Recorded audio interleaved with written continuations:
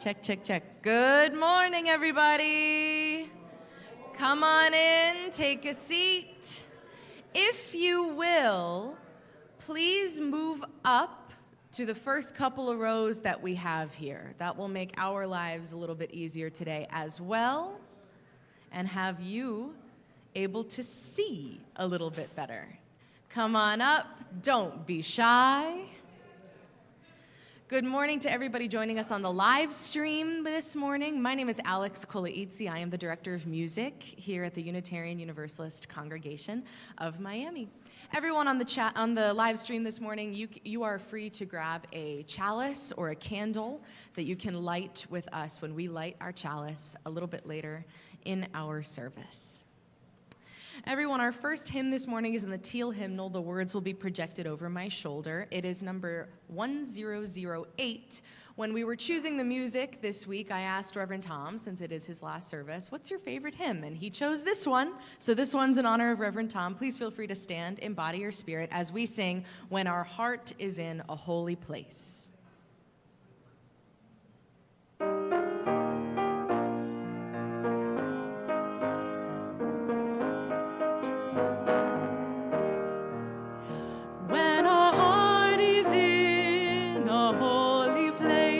When our heart is in a holy place, we are blessed with love and amazing grace. When our heart is in a holy place, when we trust the wisdom in each of us, every color, every creed and kind, and we see our faces in each other's eyes, then our heart is in a holy place. When our heart is in a holy place, when our heart is in a holy place, we are blessed with love and amazing grace. When our heart is in a holy place, when we tell our story from deep inside, and we listen with a loving mind, and we hear our voices in each other's words, then our heart is in a holy place. When our heart is in a holy place, when our heart is in a holy place, we are blessed with love and amazing grace. When our heart is in a holy place, when we share the silence of sacred space, and the God of our hearts stirs within, and we feel the power of each other's faith, then our heart is in a holy place. When our heart is in a holy place, when our heart is in a holy place, we are blessed with love and amazing grace. When our heart is in a holy place, when our heart is in a holy place.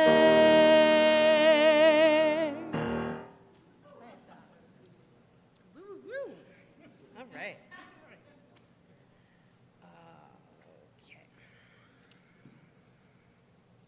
Good morning. Good morning, everyone.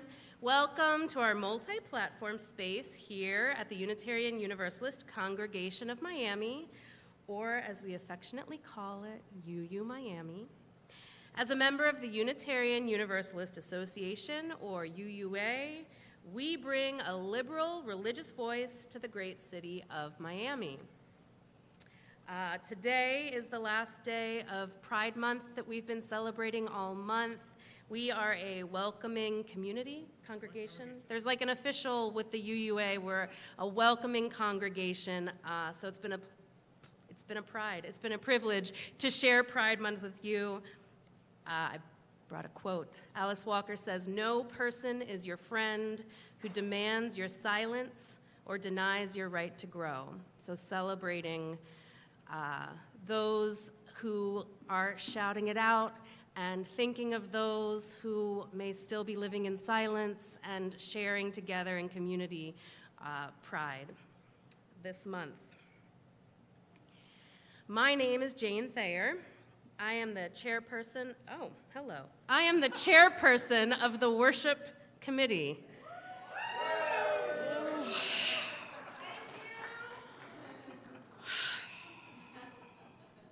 My pronouns are she, her. I am a white cisgender woman, middle-aged. I'm wearing a floral, tropical dress, and I have dark curly hair with some gray in it, the middle-aged thing, and silver earrings today. Up on the chancel with me is Reverend Tom Capo, Joseph Toledo, our pianist, Alex Kolaitzi, our music director.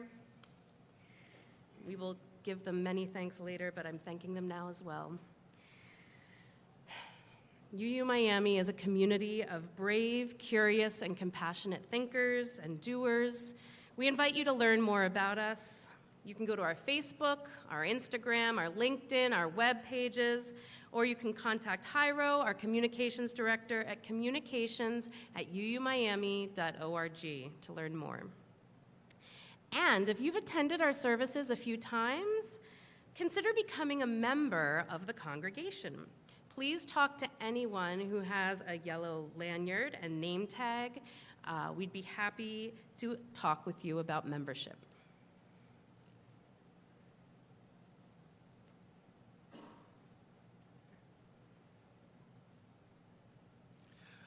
Well, the service, I hate to disappoint you. You're not going to hear a sermon from me today, but you'll hear some reflections from me and also from Jane today about our experience at our denominational meeting. And so as a transition, a sort of a liminal space between ministry days, which I was there for to begin with in the week, and General Assembly, which was our denominational meeting, there's a lecture series called the Berry Street Lecture. The Berry Street Lecture is the longest continuous lecture series in the United States and serves as a bridge, a natural bridge between ministry days and General Assembly. This year, the Berry Street Lecture was given by Reverend Kim Crawford Harvey. In 1989, she was called to Arlington Street Church, Unitarian Universalist, in Boston, Massachusetts, where she continues to serve as a senior minister. She spoke about how being aware of and embracing mystery and awe have been central to her life and her ministry. Mystery and awe was particularly essential to her as she held the liminal space for those who were dying of AIDS during the AIDS epidemic. She found that talking about liminal space and mystery, however, was not always accepted by her Unitarian Universalist colleagues. But that didn't stop her. Reverend Kim invites us all to embrace mystery and awe in our faith journeys without always having to figure out why we're experiencing it, realizing that doing so doesn't mean we're not going to be active in the world fighting for justice and equity. And here is the song that she used to start her lecture. It was written by, do I have that in here? No, I guess I don't. What? Yes. Oh, that's right. There. Yes. Iris DeMont. That's right. Thank you. Everybody is wondering what and where they came from. Everybody is worrying about where they're going to go when the whole thing's done. But no one knows for certain, and so it's all the same to me. I think I'll just let the mystery be. So as we light our chalice this morning, let us let the mystery be as we embrace our ever-evolving faith.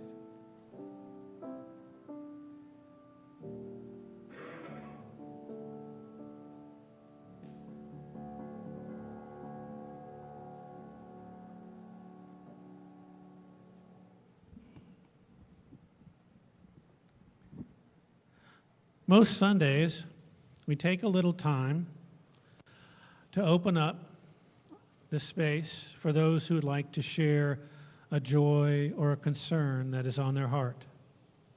And so we're going to do that now. We want to do this because we want to walk with you as you're in your sorrows or in your pain, and we want to rejoice with you when you're in your joy. Over there? Oh, come this way. Okay. I guess so the people out there. Hi, out there. Okay. People outside. And so if you'd like to share a joy with this, your faith community, you're invited now to come forward. Please say your name so we know who you are. All right, Bob, get us started. Good morning. Good morning, I'm Bob Jacober, and every week I come here, it's for an adventure. Last week we had a Buddhist instructor, teacher, Rinpoche, came in and ran the service. So here's my thoughts on that service, because I come here every Sunday as a learning experience. To explore Buddhist teachings is great fun for me, though I'm not going to sit under a Bodhi tree. As the world trembles and falls apart, to live like a Buddha is a much-needed art. To bring joy to our tribe, I declare is my part. As UU Miami, let's ban conflicts large and contribute to each other whenever we can. And with Buddha teachings, we can all work as one to accomplish what's needed and enjoy tribal fun. Namaste.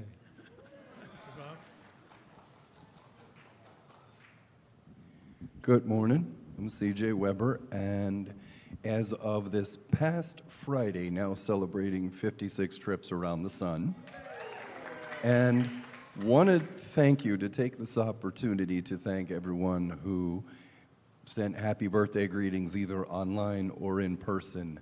For this only child and Gen X latchkey kid and person on the spectrum, it's moments like this when I realize you guys are all the family I'll ever need. Thank you.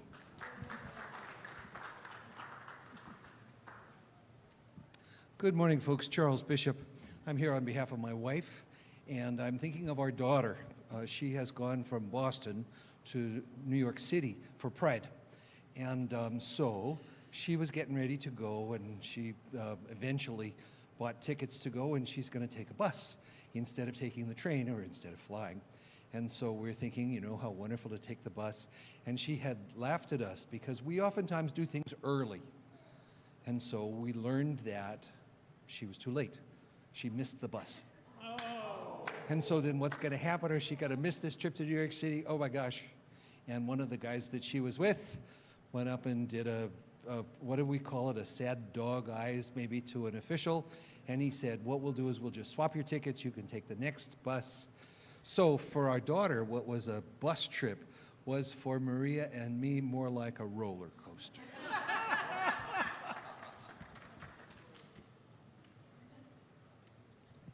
Hi, y'all. I'm going to start first saying happy Pride. Someone said earlier to me, I think Janice was like, looked at my dress and was like, oh, you're here bugging Ron DeSantis, and that's what I do.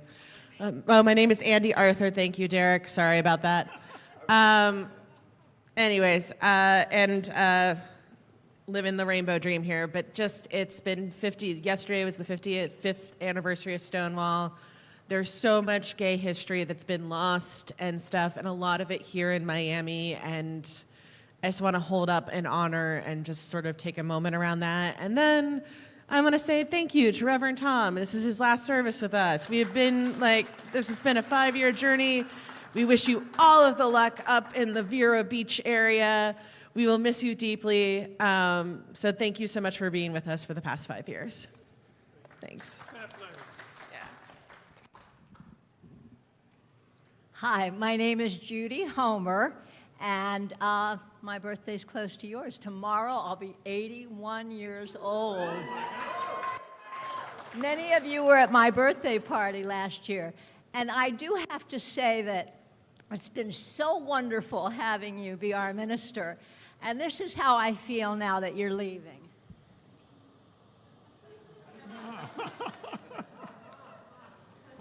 I'll miss you too.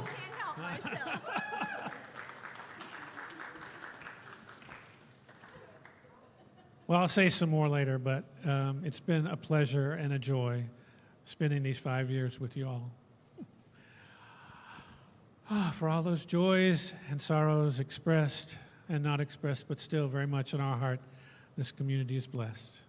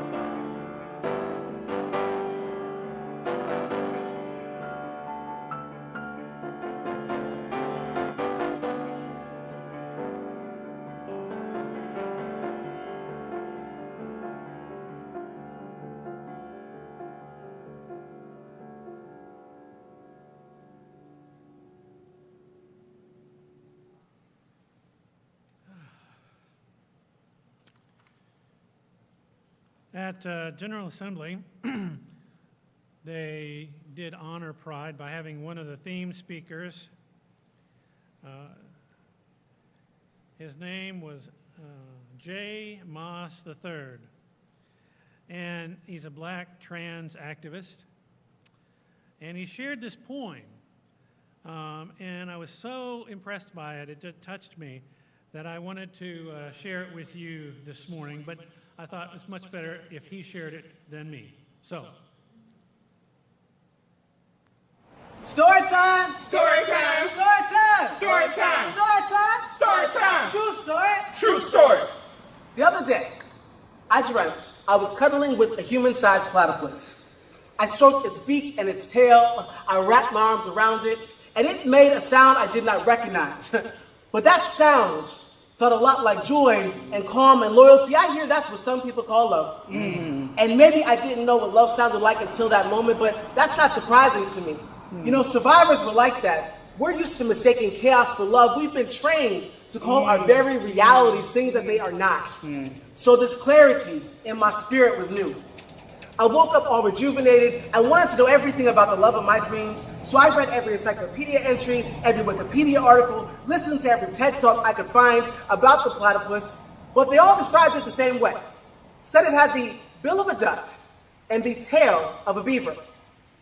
That it was weird and strange, but how strange does that sound to the platypus? That you could be saying it as the tail of a creature it's never even shared a continent with? It's like if it has the bill of a platypus and the tail of a platypus and poison spurs in its feet like a platypus, it's probably not a duck. It's like calling a thing it is not.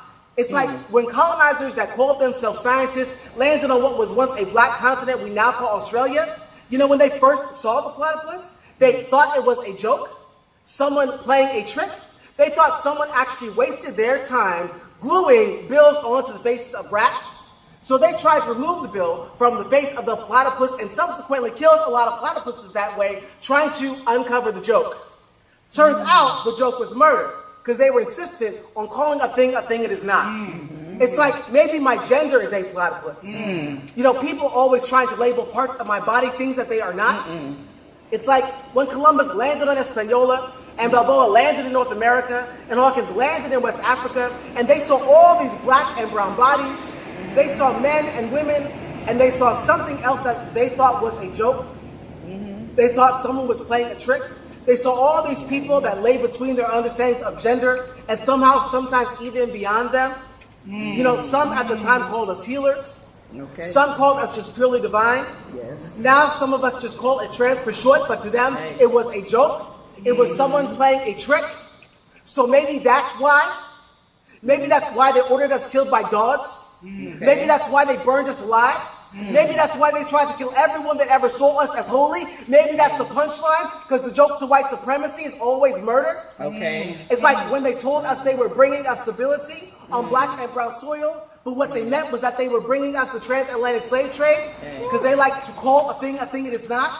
It's like maybe my name is a platypus. Because when I say it, people tell me that's not what it should be, when really my ancestors called for me and I responded back, and they told me there is nothing blacker than me calling my own name into existence. But to you, maybe it's a joke, and maybe that joke is suppression, because supremacy always tries to kill things it doesn't understand. You know, I hear abusers do that sometimes, try to devalue things they don't understand and call things that they are not. So I may call that gaslighting. They may call it law and order. They may call it civility. They may call it a joke or a trick on them, a trick on their science, a trick on their biology, a trick on their legal system, a trick on their supremacy, a trick on their superiority. But there will always be the platypus, even when you laugh behind its back, even when you deny its power. It has poison in every step it takes. Underwater, it senses electrical pulses to find its food and the things that it will prey on. It reminds me of myself and the ways that I sense bullshit and decide what kinds of energy I will or will not feed on. Even when you think I am a joke, that my body is weird and strange. Even when you call me a thing I am not. Maybe I'm not a platypus. Maybe I'm just defiant with venom in my walk. Maybe it's just my familiar. Maybe I'm just familiar with the ways white supremacy works. Maybe my familiar teaches me to always call a thing exactly what it is, and I call you.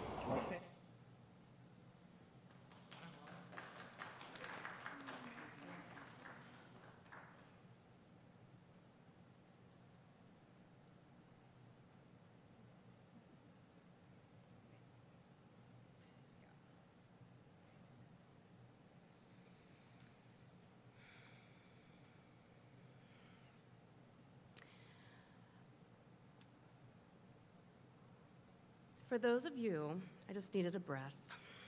For those of you watching our service online, I invite you to take out your smartphone, open the camera app, and point it to the QR code.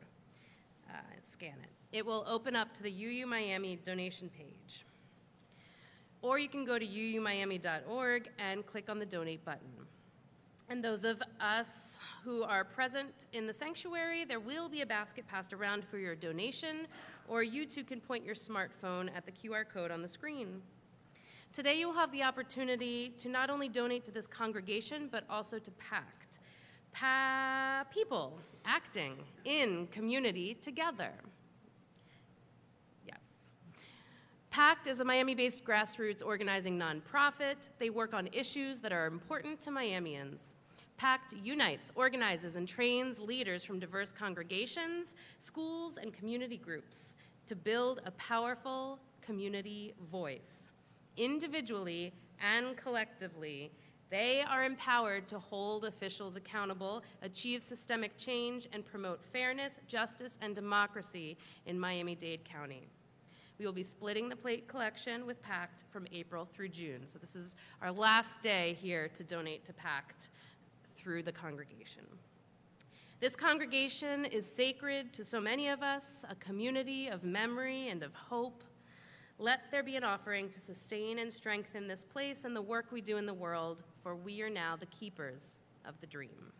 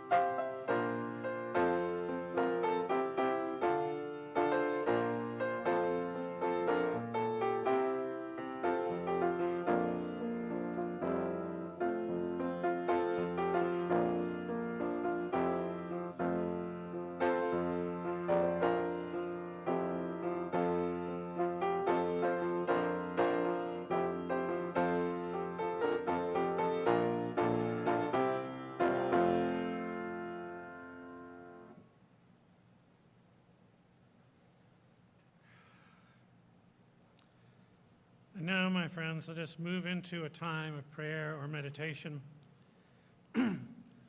So, to start with, I invite you to be comfortable. Sit in a way that feels comfortable to you. Maybe your feet are flat on the ground. Maybe your hands are resting in your lap. Your eyelids may be closed or at least resting comfortably. Your shoulders drooping a little and letting the tension out of your shoulders. You might even stretch them or roll them or just settle yourself in. And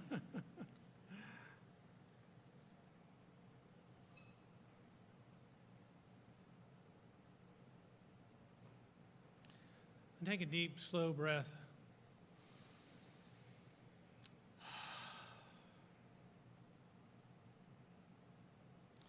And as you breathe comfortably and easily, pay attention to your body a little bit.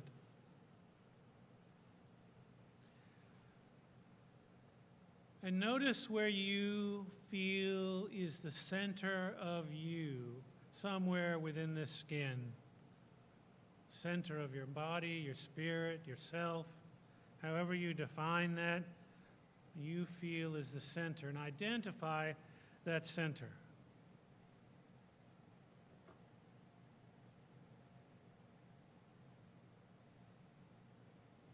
And as you breathe in normally and easily, breathe in through that center. Breathe in through that center and breathe out. Breathe in through that center and breathe out.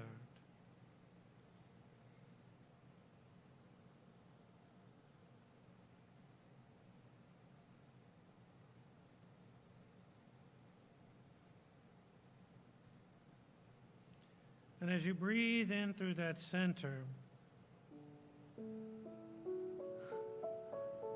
notice if you feel the presence of love in that center. See if you feel it there.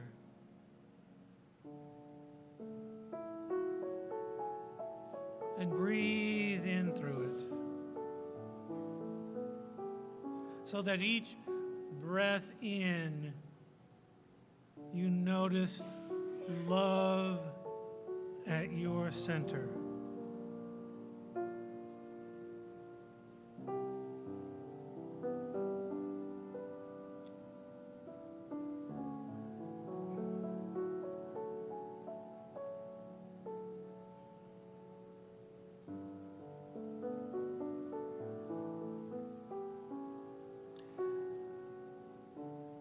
And as you breathe in and you feel that love at your center, as you breathe out, notice where the edge of that center is, the edge of you.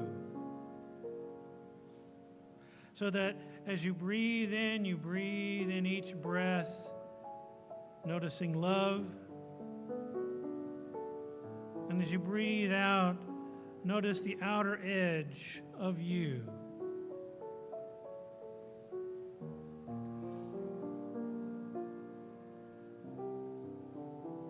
Noticing your own edges, finding the boundary that marks the edge of how you define yourself. Perhaps it's your skin. Maybe it's a bubble of energy surrounding you. Perhaps it's somewhere inside, closer to your center. Wherever you find the boundary of yourself is fine.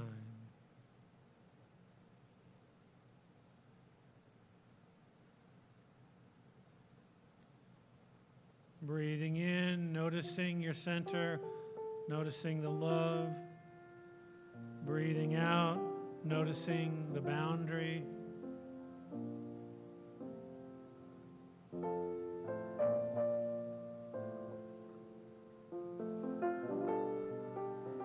I invite you to practice this from time to time.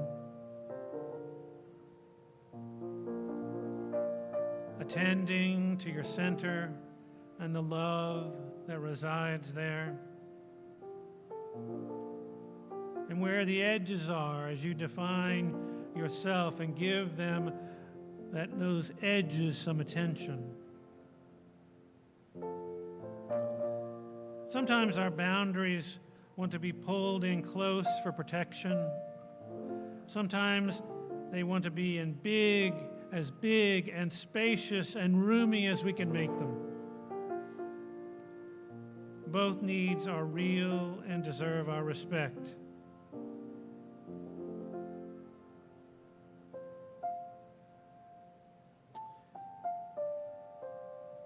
Breathe in love. Breathe out. Attend to the edges of yourself and learn more about who you are.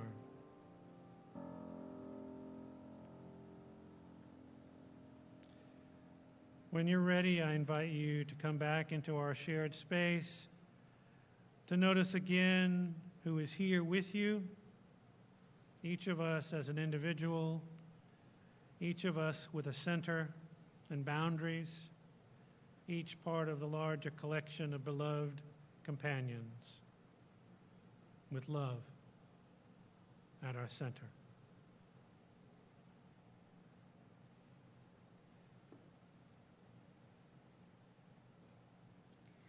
Our special music today is my favorite hymn.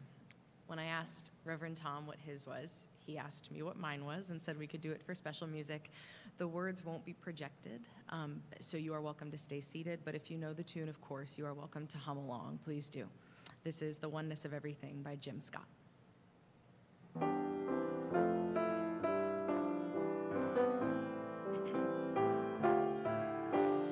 Far beyond the grasp of hands or light to meet the eye, past the reaches of the mind, there find the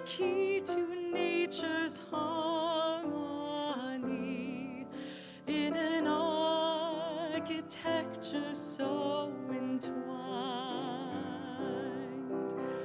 Like the birds whose patterns grace the sky and carry all who join in love expanding, the message of peace will rise in flight, taking the weight of the world upon its wings. In the oneness of everything, peace is in the dance of trees who stir before the first breath of wind is yet perceived. Trust in the song becoming one with the dance, and all mysteries can be believed.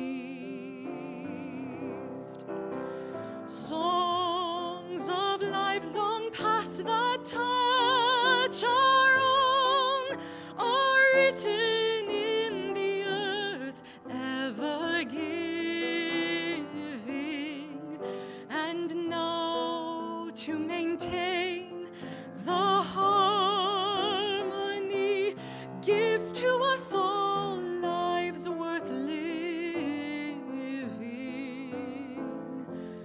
for the oneness of everything.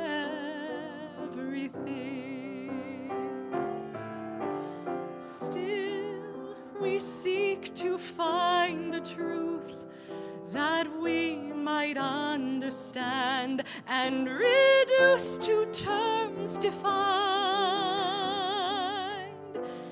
Vast and immeasurable time and space, also overwhelmingly designed. Oh, passing years, just might I know the faith that winters in the heart to be reborn in spring, to hear and to feel the pulse of life enters my soul as a song to sing of the oneness of everything.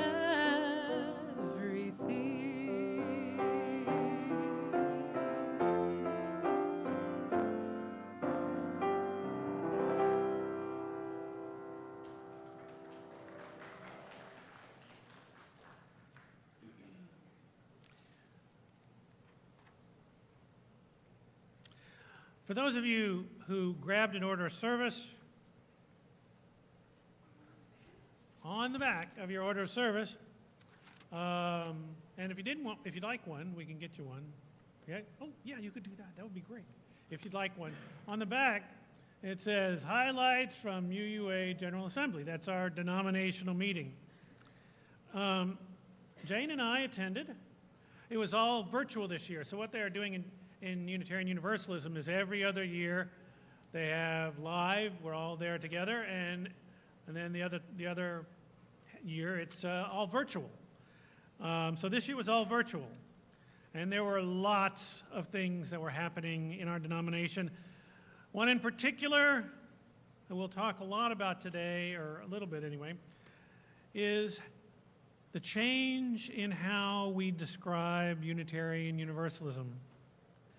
Because these changes were pretty significant, we're going to do this a little differently than, I'm not going to stand up here and give you a sermon about it. What we're going to do is we're going to talk, Jane and I are going to talk a little bit, and then we're going to let you ask questions, and we'll interact with each other. Because these were significant things to our denomination. Who we are, how we define ourselves, who we want to be, how we look to the future of Unitarian Universalism.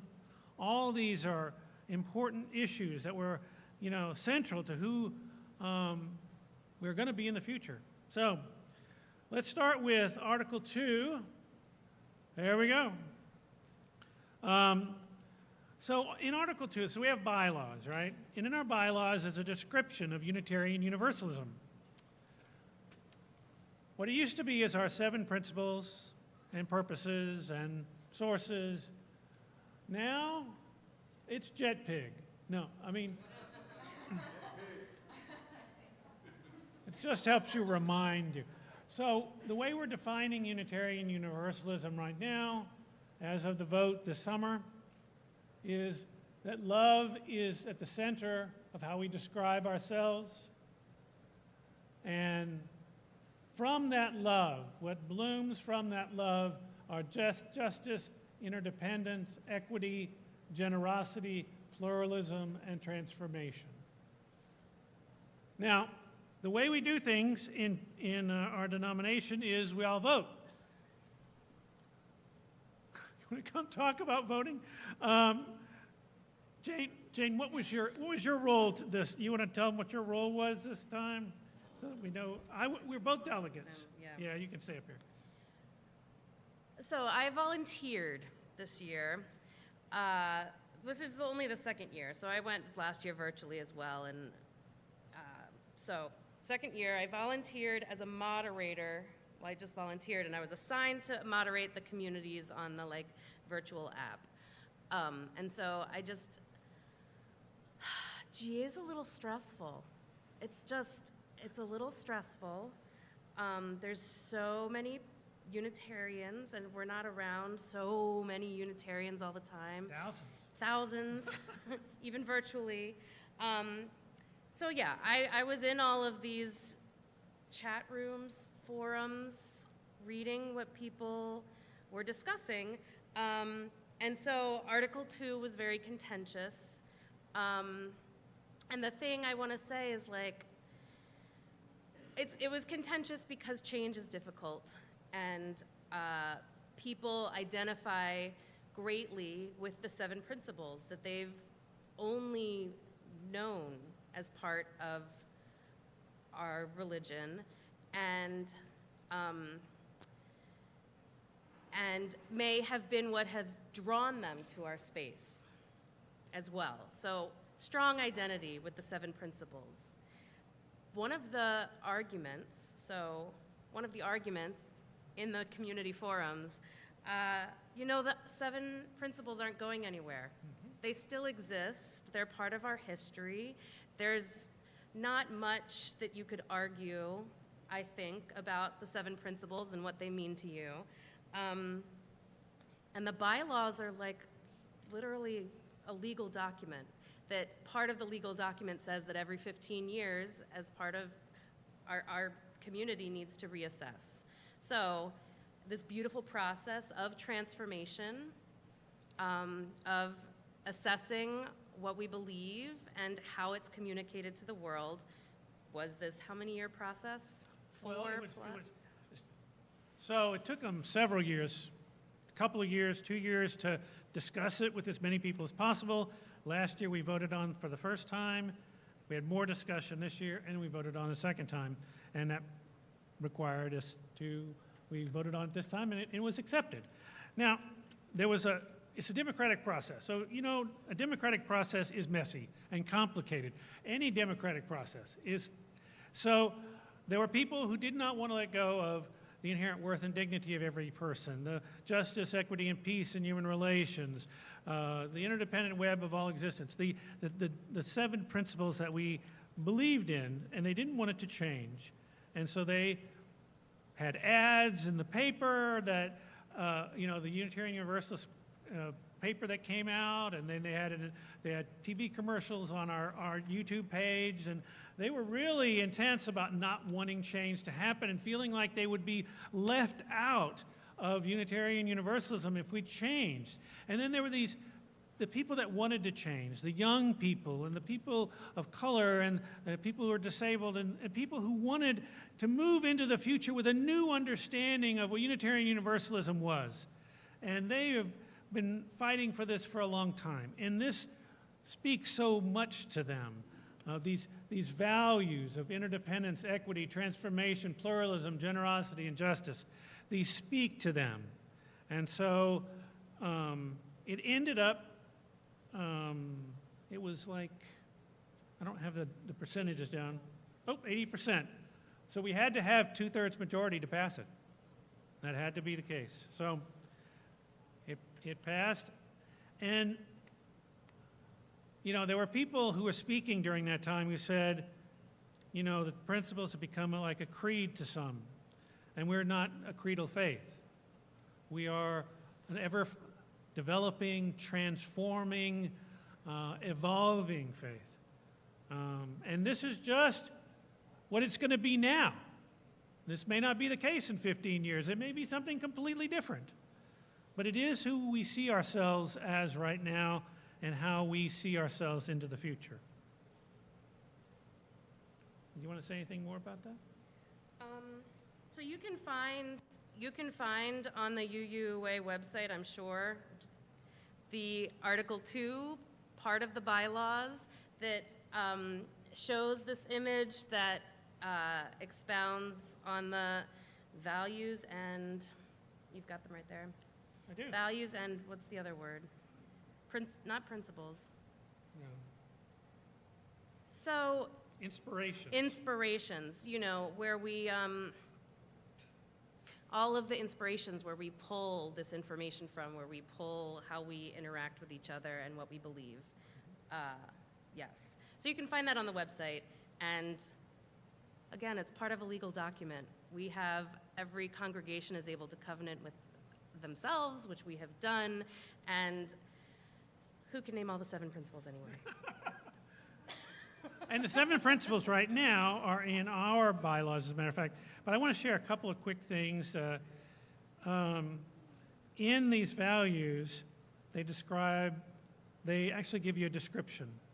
For instance, with interdependence, they say, we honor the interdependent web of all existence with reverence for the great web of life, and with humility, we acknowledge our place in it. We covenant to protect Earth and all beings from exploitation. We will create and nurture sustainable relationships of care and respect, mutuality and justice. We will work to repair harm and damaged relationships. So you can see each of the values has this description that really takes it deeper and gives you some sense of how to move forward with it.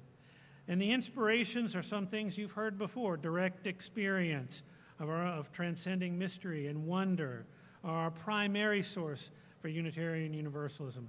But, you know, we draw on the secular, the science, world religions. We draw on histories and contexts and cultures. And then inclusion is another section. Systems of power, privilege, and oppression have traditionally created barriers for persons and groups with a particular identity, age, ability, and history. We pledge to replace such histories with ever-widening circles of solidarity and mutual respect. That's how Unitarian Universalism is changing. That's the core of how we're trying to be into the future. And in that vein, the delegates also overwhelmingly approved a business resolution embracing transgender, non-binary, intersex, and gender diverse people is a fundamental expression of Unitarian Universalist religious values. And that passed with almost 92%. Something you want to say? That was an easy one. That was an easy one, but where'd that 8% go? There must have been some abstention, and anyway. I don't really have anything to say besides, as a community moderator, you know, part of that 8% or 6% that is not overwhelmingly approving this thing that feels very obvious to me. You know, there was, when you get that many people together, I'm just saying that during that conversation, there was were some always hurt. something. There was people, what happens in this democratic process is there's a pro line and there's a concern line. Yeah, it's not con, It's not against. not against Concern. having concerns. Right. So, sorry, I rolled my eyes. That's not very. So there's people that line up in that line. I wasn't part of this session, but I was part of the moderation afterwards, where people who expressed concerns with embracing transgender, non-binary, intersex, and gender-diverse people as a fundamental expression of UU religious values also posted on the boards. And so there were some people who felt they needed to leave the session because of hurt and trauma, and there was moderation that had to happen there. And of course, also in the virtual community, there's safe spaces that are available for all types of identities to be able to go, which we will talk about in the next session as well. And so part of what's stressful to me is to come together with a group of people who I believe are like-minded, and then, learn that there's lots of spectrum and there's lots of what I would assume is easy and makes sense doesn't to another person. And so there's hurt and pain and stress there, but there's also this interesting, maybe not a joy, but an interesting revelation of, well, that's what I'm in for. That's what I'm searching for. I'm searching for diverse ideas, not that hurt and trauma and is okay. It's not okay. It's not okay. It is. So that was an interesting sort of revelation for me during the week. if I explained just that would well. add to that, we all have different ideas about everything. It's a safe place for all of those ideas and feelings and views of the world to come together. We don't always agree. That's fine. I think that it's important that we are in community with people who think differently. And we need to be in community with people who don't have the same ideas so we can have a broader view of what the world is, so that we can go out into the world and understand it through different eyes. And that's part of what we really try to live in our denomination and in our congregations. I'm going to share two, before we go back to the difficult one, I'm going to share the easy ones. AIWs are actions of immediate witness. That means these are actions that are taken by the UUA by vote of all the delegates to be sent out to the congregations for us to study. One of them is World on Fire, humanitarian work, and climate change. 96% voted to go ahead with that. I think there are some people that just vote no so that somebody's voting no. I have to believe that. I think that there are some Unitarians think that that's what you're supposed to do if you're a Unitarian. Somebody has to vote no. Even if you don't believe it, you have to vote no. And centering love amidst the ongoing impact of COVID-19. So many people are still struggling with COVID. So those are the easy ones, the 96%, the 87%. But there were difficult ones. And I think besides the bylaw change, the most difficult ones that we faced were having to do with solidarity with Palestinians and support for October 7th hostages. And there was a lot of pain in people's voices and a lot of pain in the wording of these that really touched people, particularly with the solidarity with Palestinians. I have a friend who's a minister here in Florida, and he's of Jewish background. And he read this solidarity with Palestinians. He said he agreed with, the initial description. We should all be in solidarity with the Palestinians. But what was written there at the bottom of this was some reasons. And some of those reasons were not based on fact. They were based on opinions, based on, I guess you could say, mistruths. And so he got on to speak. And he was just heartbroken that Unitarian Universalists would present an action of immediate witness that had parts of it that were untrue. And because we're so, our religion really does look for truth. We try to find what is of accurate information rather than be swayed by the news and the mistruths that are presented in the world. So it was hard, and people were traumatized. Do you want to talk a little bit about that, or? Yeah, you were the one that had to deal with it. So.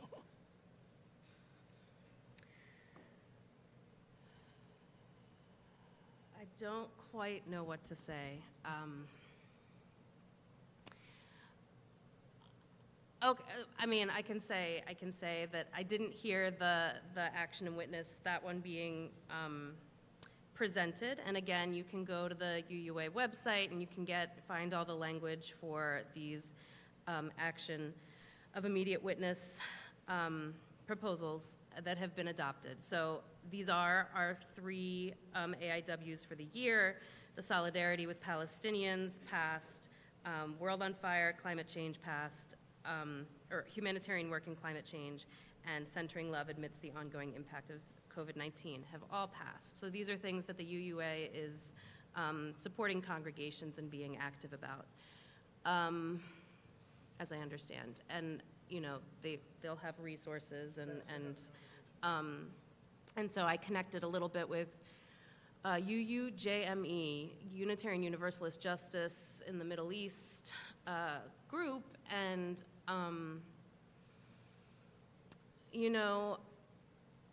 there was, again, safe spaces for people of all identities in relation to these issues, virtual to go to and sort of work through with chaplains their feelings. I think that when the AIW was presented, and as Reverend Tom said, his friend who objected to how factual or opinionated the language was, which I also have not fully looked at. So I think what we do is we pick things apart and we put them back together and we discuss and we debate. And for me personally, going into it, I've felt a lot of pain and sadness around the issue of what's happening in Gaza and Israel. This is me personally, and was glad to find that it's an issue that the UUA is investigating and looking at. I think they've made a statement a while ago, but to be able to connect in that way with UUs on the issue. And so the responsive resolution that was support for October 7th actually wasn't necessarily in response to the AIW, right? It was in response to... It was okay, Yeah. so... Tell us what a responsive resolution is. The responsive resolution is in response to our president, Sophia Betancourt. She did a statement about the situation in Gaza and the Middle East. And from that, she spoke about, the hostages. And so this was it was a response written for all the Unitarian Universalists who wrote on in response to her statement. So, I mean, again, things, being in a religion that's like this is complicated. It's challenging. It makes you look within yourself to decide how you feel and what you think, and to be willing to stand with people who think differently and be in discussion and hopefully be able to do that in a way that is civil, and if it does hurt, because sometimes we can say things unintentionally that hurt someone, that we still have spaces that are safe, where people can share and still forgive and return to community in a spirit of love. I'm going to share two quick things, and then I want to give you all a couple of minutes to answer questions if you have any. Where Lecture, I encourage you to watch the Where Lecture. It's another lecture series at the end. It was done by Rabbi Julia Watts Belser, Loving Your Own Bones, Disability, Wisdom, and the Spiritual Subversiveness of Knowing Ourselves Whole. She did a fabulous job and talked about, imagining God on wheels. That instead of a God that is this, perfect being, a God that empathizes and is all things to all people, disabled, abled, colored, LGBTQ, everything. That's God. And that maybe they and them is the best way to describe who that being is, if you believe in a higher power. I can't even do it justice in this next few minutes. I will tell you one other thing. I went to a workshop on post-imperial, and what they're doing right now is trying to figure out how to be a global faith. Right now, Unitarian Universalism is really America. There's some in Canada. There's some in India and in Britain. But generally, there are Unitarians and Universalists and free religious thinkers all over the world. And what Unitarians and the Universalists used to do in the past was go visit these places like they were going on tour, and like going on a vacation. And they go look at these places, and they go look at these people, and, maybe they'd bring them some money, or maybe they'd bring them a cow, or whatever. They didn't treat them as real people, and they didn't treat their worship as real worship. And what they're trying to do now is to help people learn that all ways that you practice your faith are yours and can be enriching to those who choose to engage with you. And so, for example, they gave the Unitarians and Universalists in the Philippines. And the way that they practice, one of the things that they do is they bring in some of the indigenous practices, because those practices have been denied or suppressed by the Christian culture in that area. And so they've brought them into the Unitarian Church so that they can be practiced openly and as a community. And not for someone to go in as if they're going in, as they're going on vacation, but as someone who wants to be enriched, someone who wants to experience something that will broaden their faith and broaden their worldview. It was fascinating. It was 3 days of this. It was amazing stuff. Stories of religions all over the Unitarians, Universalists all over the world who are experiencing and preparing themselves to be enriched as they go into all these different faith communities all over the world. I want to let you all have 5 minutes to have questions, because I know we just kept talking and talking. Do any of you have questions that you'd like to ask? Anything about Unitarian Universalism or our General Assembly or anything that we said? Yeah. What most inspired you? Well, really, this post-colonial thing, really, it was just, it was one of those worldview shifts, because I never thought about it. I always thought when I go over to Romania to visit our, churches there, I'd go to all the historical sites and I'd go have meals with, some of the Unitarians there. And I never thought about going there to prepare myself to go there by learning about them, understanding their faith, understanding their practices, and going there to be enriched by that. And to become part of their community, to let them take the lead instead of me saying, oh, I want to go look at this, and to be part of their community. That just really amazed me. It was wonderful. Yeah.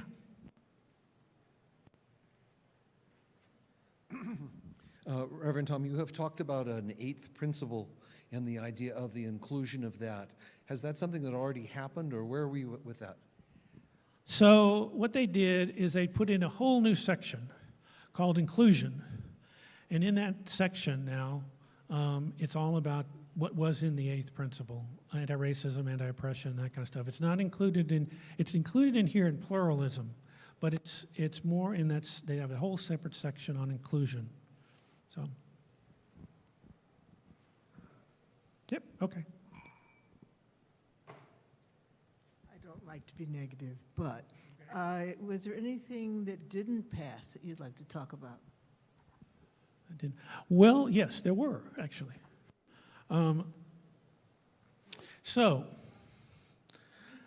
Yes, she's shaking her head now. You know, we voted on this, but this took 3 days for us to vote on this. The first 2 days, we were voting on amendments to it. And people wanted to put in pieces, some of people wanted to put in pieces from the old principles into this new section, and so there were some votes on that. And some people wanted to add some things about, I guess, wanting to voice. Oh, it was a section on. They wanted to add to it. Sure, go ahead. This is our great democratic process. So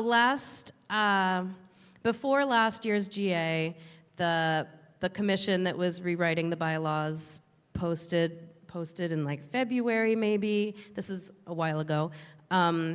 What they came up with, and then amendments were able to be proposed, and there was a deadline for when you needed to have your amendment in. And last year, we went through amendments a lot, and ultimately voted to keep working on it.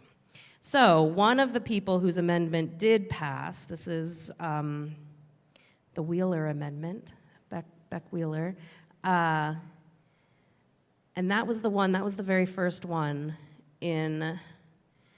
Anyway, Beck had an amendment that didn't pass last year. They went out, talked to more people, got more feedback, reworked it. Reverend Tom's looking it up real quick. And it was changing, it was about equity. Was it the one about equity and worth? Worthiness? Yeah, it was that very first one, that very first amendment, I believe. Went out, rewrote it, reassessed, took the feedback that got it voted down, and reworked it and brought it back. And the commission was like, yes, this is great. This is the process, taking into account lots of feedback. So that was exciting to see pass. And while Tom's looking it up. I got it. Oh. It was for equity, and they changed the language to say, we declare that every person has the right to flourish with inherent dignity and worthiness. And the reason they changed it from worth is because there were people of color who felt like it really triggered them to have the word worth in it because of their history of being slaves and having, worth being put on their bodies.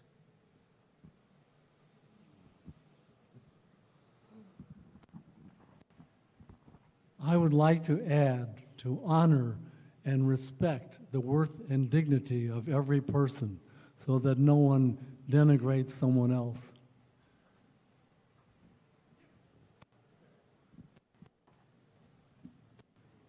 Hello, as a representative of this congregation, I want to know how you garnered the opinions of this congregation within General Assembly, because I don't remember hearing any of us putting any input into it.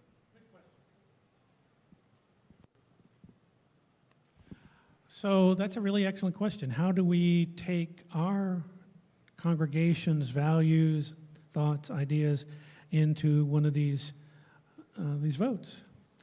And so I'll say last year, before I went to General Assembly, we did do a presentation on these values. I didn't do one this year. And I can tell you that some people voted their conscience of how they felt about it in the moment. Some people talked about how their congregation actually voted on this or the other the other amendments that were discussed, so that when they talked, they said, my congregation decided this, and that's how I will be voting. Other people said I voted, would vote their conscience because they were there and got to hear everything and got to understand it more fully. Yeah, I think there was definitely two groups of people, some who had very intense, lengthy workshops and conversations with their congregation, and then plenty of delegates who were, as Tom said, voting their conscience. So moving into next GA, if there's interest in sort of having more delegates, of course, I volunteered, so I got a free ride to the GA. There is a cost, and I think each church gets a certain number of delegates, but of course, looking at the AIWs in advance and all of the things that are being voted on, I have no idea what it's going to be like when there's no Article 2 to discuss anymore, is something that we can all do moving into GA. I appreciate your questions, and I think it's important. I think it's important to be discussed. It just didn't happen this year, and if it is important, then you must, you all can be delegates. Any of you can be a delegate to General Assembly if you have strong feelings. I think we have 3 that we can send. I believe that's correct. And we didn't pay for you. I didn't pay. You volunteered. So you can volunteer. If you don't have resources and you want to, you can volunteer and have the wonderful job of, monitoring the live chat, which, you may or may not want to do. But this is a democracy. It's a democratic process, and that's how we want our congregation and how we want this denomination to be. I think we'll do the announcements, and then we'll close. How about that? Okay. Oh, yes. Oh, let's sing. We should sing before we do anything else. Okay. Let's jump to the hymn. Joseph, is that okay?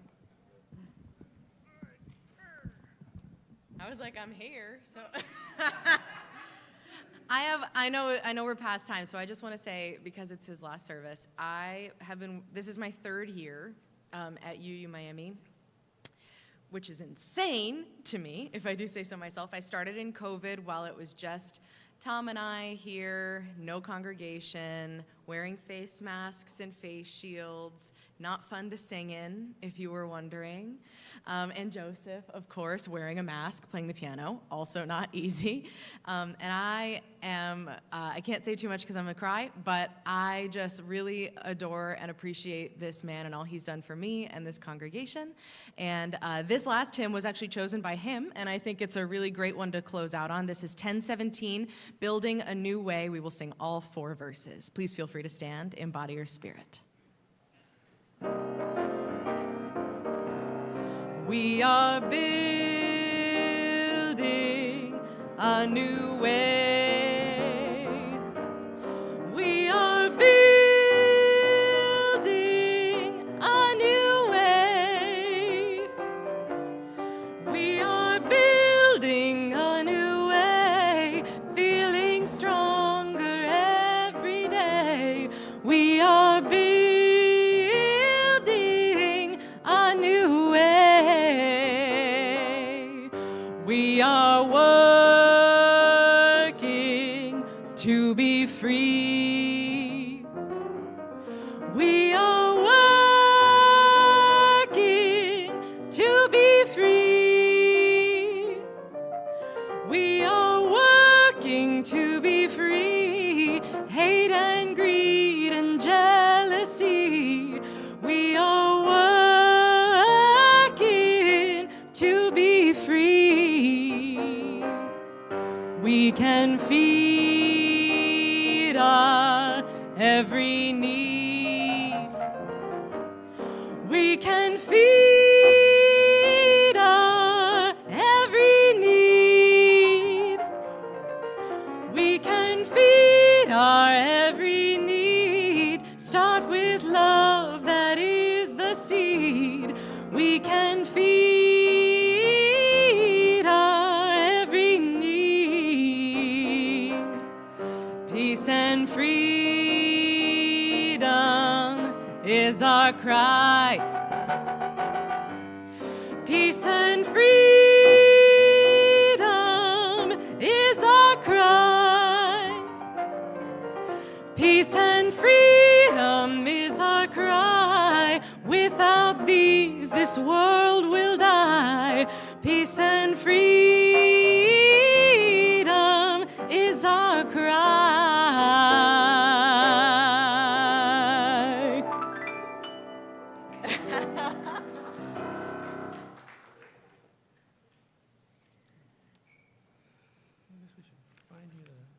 I can look here. I can look here. Here we go. Thank you. I'm going to say thank you to all our professional staff, our church board, our committees. Thank you to Cheryl, our business manager. Thank you to Jairo, our communications director. Kat, our Sunday service assistant.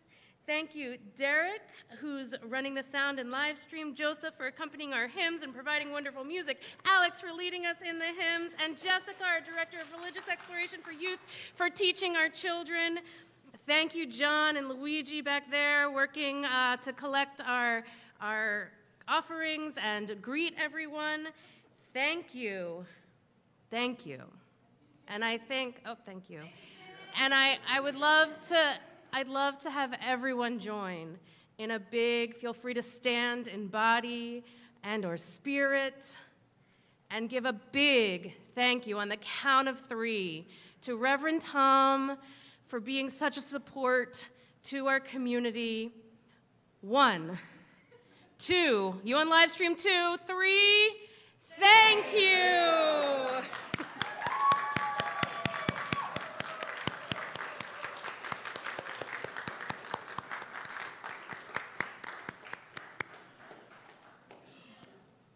If those 2 words even do it justice, thank you, thank you. Quickly, there'll be snacks after the service today so we can have our connections and our bocaditos. Next week, Derek Mastelier will preach on change is the only constant. I'm going to hand it over in 2 seconds. If anyone wants to come be a worship associate, literally in July, we've got 3 Sundays in July that I'd love to show you what we do up here. So come to me personally or email worship@uumiami.org, and I will help guide you in doing what I did today. Thank you, Tom, and looking forward to closing words. Oh, well, before I do that, I just want to say, after snack, if there are a few people that like to go out and have lunch, please join me. We'll figure out a place and have lunch together. And, you know, that's all right. I'll get it. This has been a great place. I just can't even tell you. With the congregation in Miami and all the things going on here, packed and mosaic and just on and on, so many amazing experiences. It's hard to say goodbye. I hope if you have time, please stop by and see me. I'm not too far away. I clocked it today at 2 hours and 20 minutes, so you're always welcome, and there's a place you can stay. I have a home where you can hang out if you want and play some cards, sit on the back porch. It's hard. I can't even say anything else. I don't want to lose it up here. So I will say this. These are closing words written by Unitarian Universalist Reverend William E. Gardner. We have 2 religions, the religion we talk about and the religion we live. My friends, it is our task to make the difference between the 2 as small as possible. Amen.